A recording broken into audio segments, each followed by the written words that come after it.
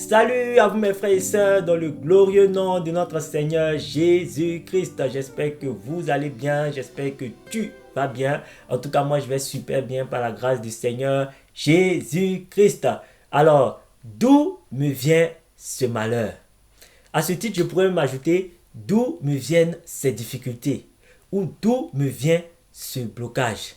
Vous savez, chacun de nous est susceptible de se poser ce type de questions, surtout lorsqu'il fait face à des difficultés récurrentes, à des problèmes dont il ne connaît ni la source, ni la provenance, lorsqu'il fait face à des malheurs qui sont vraiment récurrents dans notre vie, ça ne va pas et tout. Et il faut dire que chacun de nous est susceptible de se poser ce type de questions. D'où me vient ce malheur? D'où me vient ce blocage? D'où me viennent ces difficultés? Il faut savoir que plusieurs causes peuvent être à la base de nos blocages, de nos difficultés, de nos malheurs. L'une des causes peut être liée à l'activité des démons dans notre vie. Voilà, les démons qui sont à la base, ils nous possèdent et ils bloquent tout, ils attirent le malheur sur nous et tout. Et pour cela, nous allons voir cette cause-là dans la deuxième partie de ce message. Parce que oui, il sera divisé en deux parties. Il y a beaucoup à dire. Une autre cause peut être liée aux différents actes que nous avons posés. Voilà, les actes passés, les actes et les actes présents aussi. Parce qu'il y a des péchés que nous commettons comme ça qui ouvrent des portes dans nos vies, des portes de difficultés, des portes de blocage, des portes de complications, de malheur et tout. Donc cela peut être lié aussi aux péchés que nous avons commis. Ça aussi, nous allons voir cela dans la deuxième partie.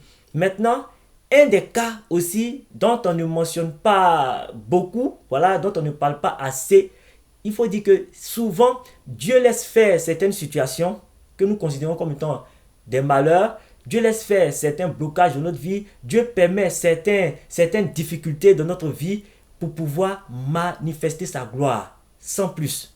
Sans plus. C'est-à-dire là où on cherche les démons à combattre, là où on se dit qu'on a péché, ce n'est pas le cas souvent.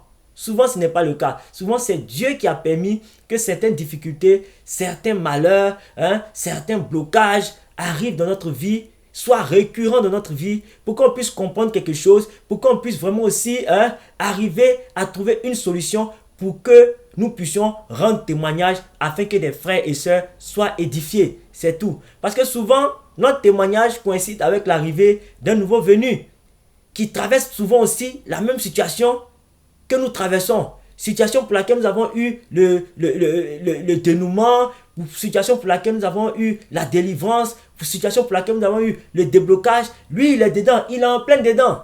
Donc, il cherche une solution. Et après avoir écouté ton témoignage, il peut être édifié et puis il va se dire, oui, je vais faire aussi comme cette personne. Si elle a pu, moi aussi je pourrais. Et c'est comme ça. Souvent, c'est ce que Dieu veut faire à travers ce qui nous arrive.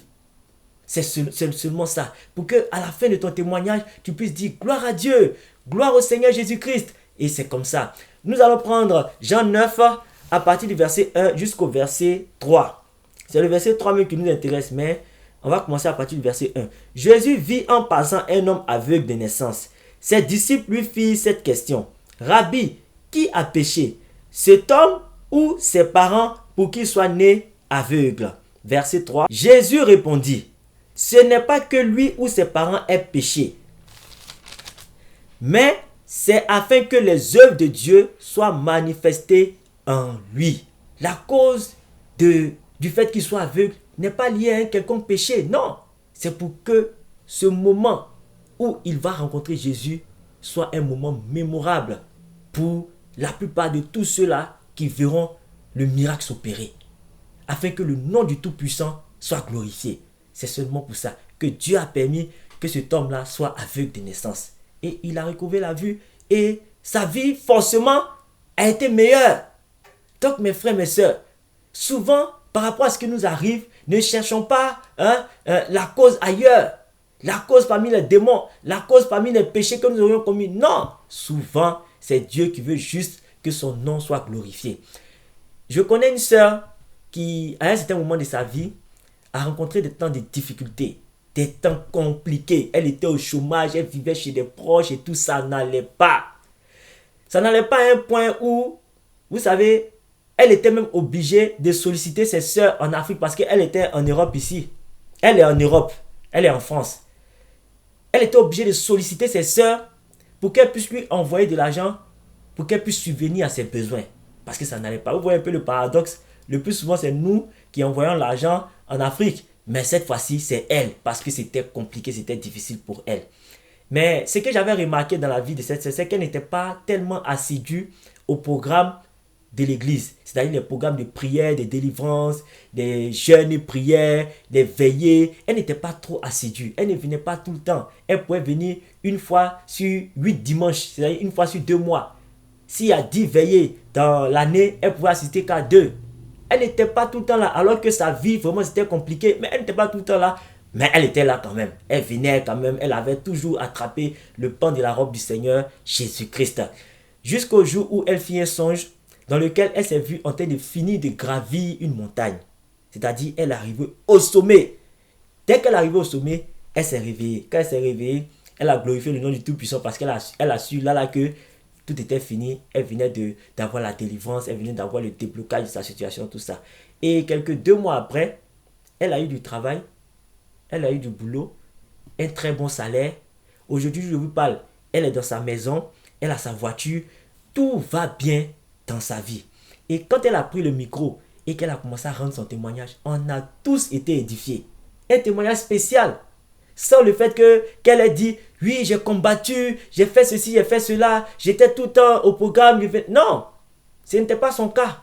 Ce n'était pas son cas. Même si moi je préconise d'être tout le temps là au programme, de venir tout le temps à l'église et tout, parce que moi c'est ce que je fais. Moi je suis vraiment fidèle dans les programmes, dans les jeûnes, voilà, dans les veillées, je suis tout le temps là. Mais elle, ce n'était pas son cas.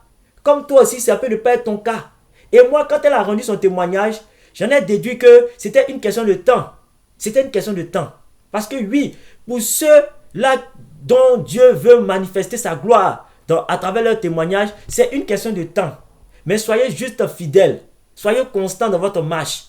Soyez constants. Tu pries, tu combats, tu vois qu'il n'y a pas de solution. Non, reste constant. Reste constant. Glorifie le nom du Tout-Puissant parce que le temps de ta délivrance n'est pas loin. Ce temps-là est marqué déjà même, je peux le dire. Donc, soyez fidèles, demeurez dans la présence du Seigneur. Ne vous éloignez pas, ne cherchez pas les solutions ailleurs. Souvent, c'est juste que Dieu veut manifester sa gloire à travers votre témoignage. On va prendre le dernier verset. Dans Jean 11, le verset 4. Ici, c'est l'histoire de Lazare. Ils sont venus dire à Lazare, et ils sont venus dire à Jésus que son meilleur ami est malade. Il est gravement malade. Et qu'est-ce que le Seigneur Jésus-Christ a donné comme réponse à cette annonce au verset 4? Après avoir entendu cela, Jésus dit, cette maladie n'est point à la mort, mais elle est pour la gloire de Dieu, afin que le Fils de Dieu soit glorifié par elle. Je vous explique.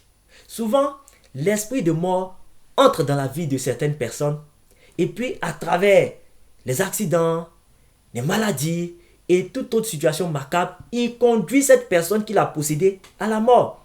Donc, c'est l'esprit de mort qui est à la base de ce qui est arrivé à cette personne. Mais dans le cas de Lazare, le Seigneur Jésus-Christ a fait comprendre que la maladie que Lazare avait ou la maladie dont Lazare souffrait n'était pas le fait de la présence de l'esprit de mort dans sa vie. Non. Dieu a permis que Lazare soit malade afin que son fils, le Seigneur Jésus-Christ, qui est le Dieu véritable, le Dieu tout-puissant manifesté en chair sur la terre pour venir sauver ses enfants, pour que son Saint-Nom soit glorifié. Et après qu'il ait ressuscité Lazare, son nom a fait le tour d'Israël. Son nom a fait le tour d'Israël. Vous voyez? Et ça a mis dans la confusion tous ceux-là même qui venaient contre lui. Les pharisiens, tous ceux-là. Ça les a mis dans la confusion. Et le nom de Jésus a été encore élevé. Donc souvent, Dieu permet certaines situations pour que son Saint-Nom soit glorifié. Pour que tu puisses te tenir devant des frères et sœurs, pour que tu puisses rendre témoignage afin que ceux-ci soient véritablement édifiés et qu'ils puissent encore s'accrocher au Seigneur Jésus-Christ et qu'ils se disent en eux, si toi tu as pu y arriver, moi aussi, je pourrais y arriver. C'est comme ça. Que le nom du Tout-Puissant soit béni. C'était le message que je voulais partager avec vous. J'espère que vous avez été édifiés. Je vous donne rendez-vous la semaine prochaine pour la deuxième partie. Quel que soit ce qui vous est arrivé, quel que soit ce qui vous arrive en ce moment, quel que soit ce qui vous arrivera, gardez toujours la foi en Jésus-Christ. Allez, au revoir.